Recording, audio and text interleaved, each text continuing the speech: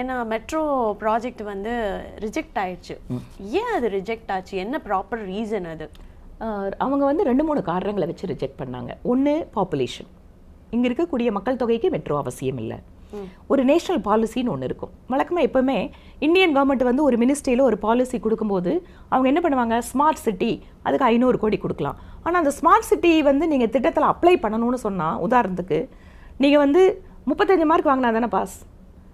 Okay, but ஒரு காலேஜுக்கு போகிறீங்க, அந்த காலேஜ் ஒரு நல்ல காலேஜ், இல்லை என்ஜினியரிங் போகிறீங்க, என்ஜினியரிங்க்கு தனியாக ஒரு மார்க், கட் ஆஃப் மார்க் இருக்குது. அந்த மாதிரி ஒவ்வொரு ஸ்கீமுக்கும் ஒரு கட் ஆஃப் மார்க் மாதிரி ஒரு சிஸ்டம் இருக்கும். அதுக்குள்ளே நம்ம ஃபிட் ஆகணும். ஃபஸ்ட்டு பாப்புலேஷனில் ஃபிட் ஆகலை.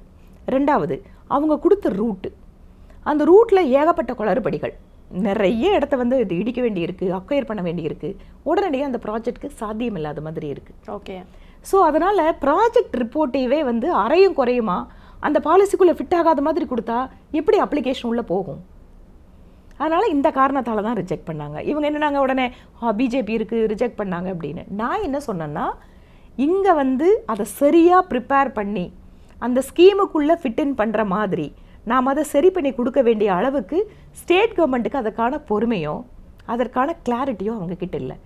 எல்லாத்துக்கும் மேலே கோயம்புத்தூரில் பெருசாக அதை பண்ணுற அளவுக்கு அவங்களுக்கு அக்கறையும் இல்லை.